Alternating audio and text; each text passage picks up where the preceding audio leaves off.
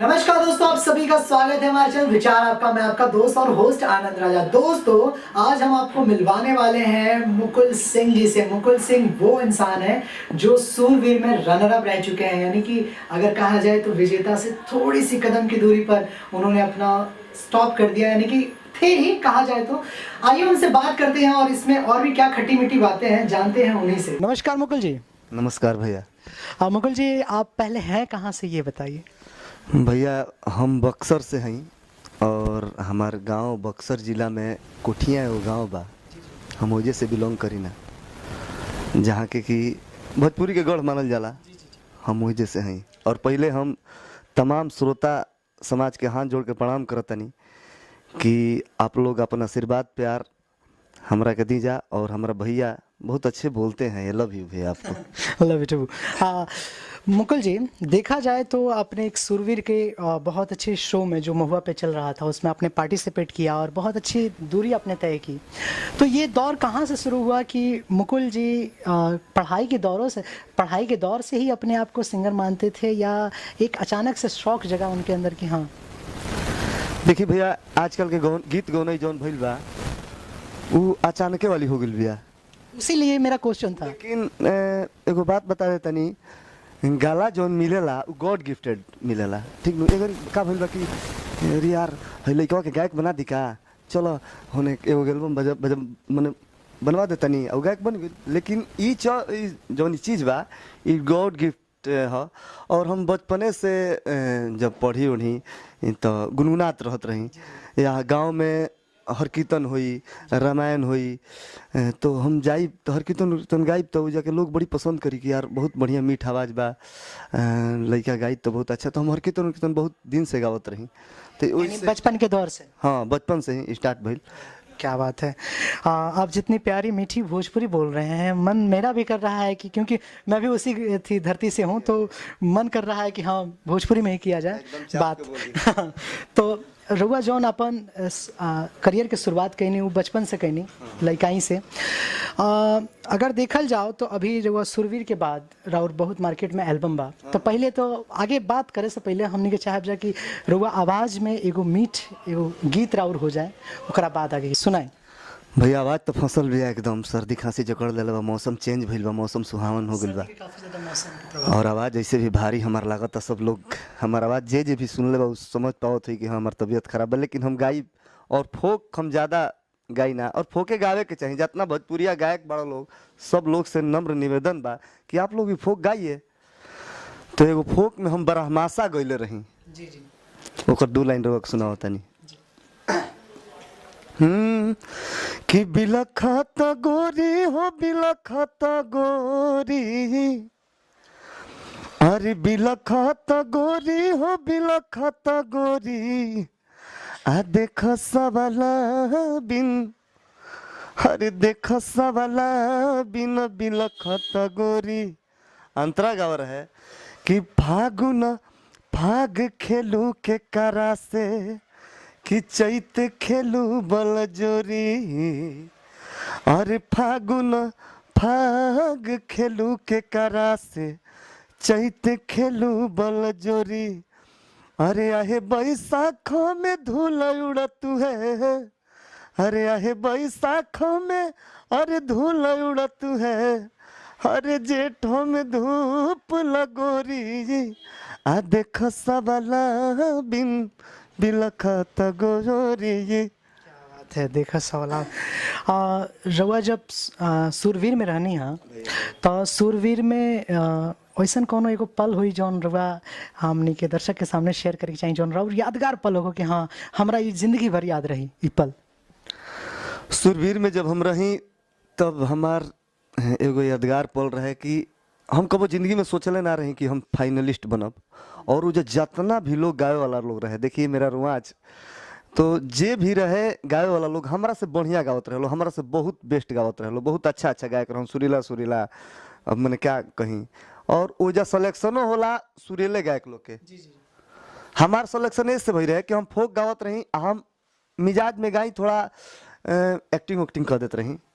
तो यह वजह से हमार सलेक्शन भइल। तो हमारे यादगार पल रहे जब हम फाइनलिस्ट बननी ओकर बाद बिना बतौले हमार मम्मी पापा मंच पे आई रहलो। ऐसे हमारे घर के लोग सपोर्ट ना करेला गीत गौने में।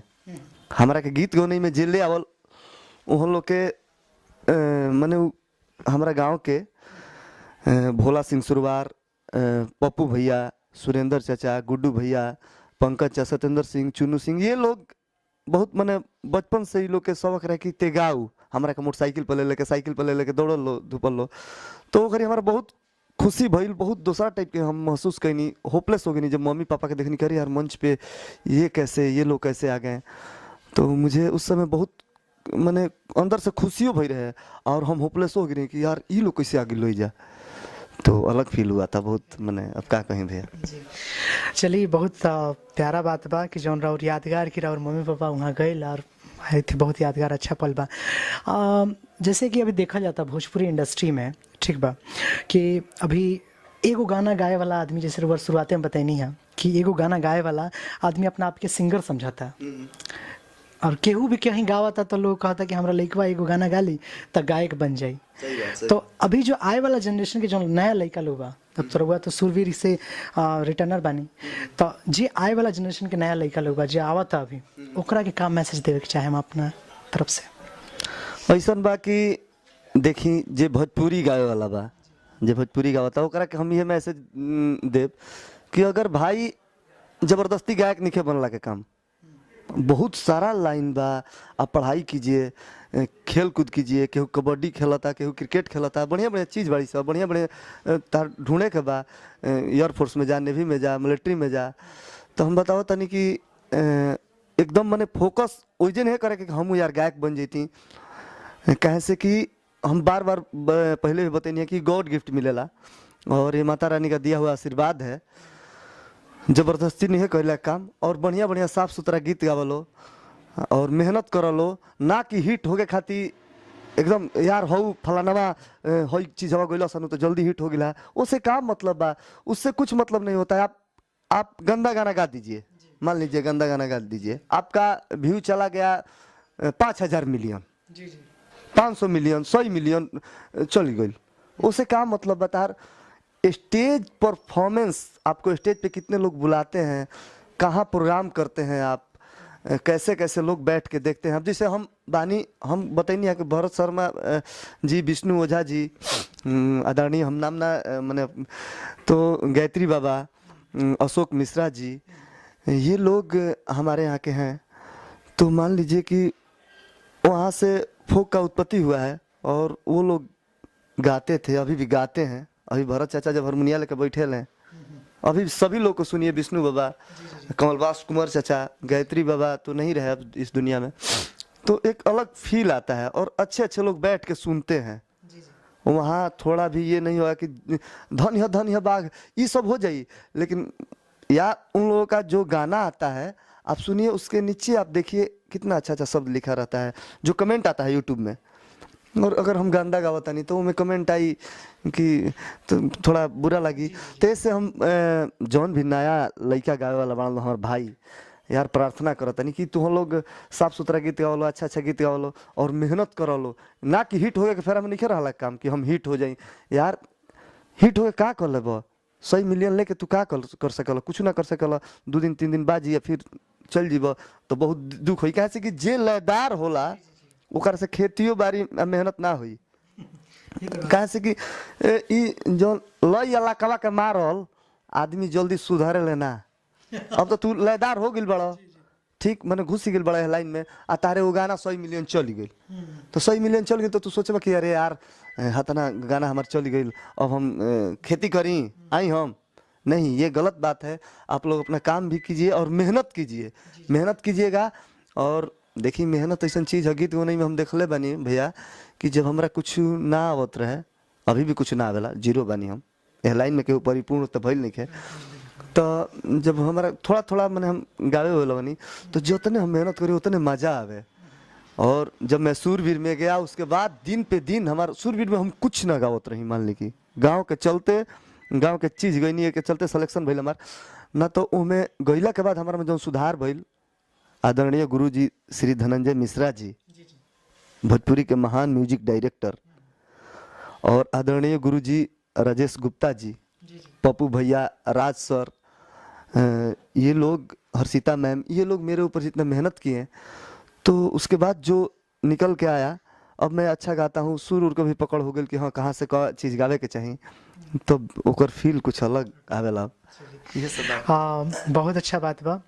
देखा जाला तो हर एक दौर में यानी हर एक फील्ड में जे आदमी सक्सेस होला ओकर एगो आदर्श एगो गुरु होला।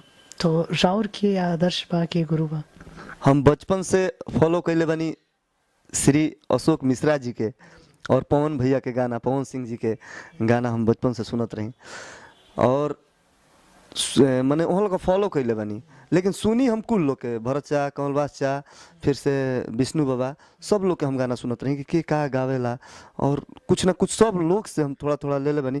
लेकिन हाँ एह लाइन में हमारा के केहू सिखैलस, माने केहू हमारा के बतैलस कि स्केल का कहाला, हारमोनियम का कहाला, तो उनका नाम है आदरणीय धनंजय मिश्रा जी और राजेश गुप्ता जी। ये लोग मुझे बहुत हेल्प किए हैं। और हमारा के गाँव में जब हम रही तो हारमोनियम कीन के देवे में, हारमोनियम कीन के दिहल लो, हमारा के खरीद के दिहल लो। नाम धनिया सुनील पाठक जी, भोला सिंह सुरवार जी और पप्पू भैया, पंकज पाठक, सत्येंद्र सिंह, गुड्डू भैया, बबलू सिंह, ये लोग मेरे ऊपर बहुत पैसा खर्चा किए हैं। मैंने वो घड़ी खाती, मैंने 5 साल 7 साल पहले खाती 2400 रुपया 2500 रुपया हमियत राखत रहे। मैं तो अपने में बेचारू केहू हारमोनिया दे दिहलस, केहू बाइक किन दिहलस, ऐसे ऐसे मैंने हमारा के कैल लो। जब हम महुआ में सिलेक्शन भइल हमारा तो बहुत वहाँ लोग खुशी भई रहे। यानी कि ई होला कि जब आदमी केहू के पीछे मेहनत करेला ओकर अगर सफलता होला ना तो इंसान के ज़्यादा खुशी होला कि हाँ हमारा साथे चली। और वैसे बात करके तो काफ़ी ज़्यादा इच्छा बा, ठीक बा, पर समय के थोड़ा अभाव रहा और कीमती समय क्या कि रहुआ रिकॉर्डिंग में जात रहनी है, बहुत कीमती समय रहुआ अपन देनी है।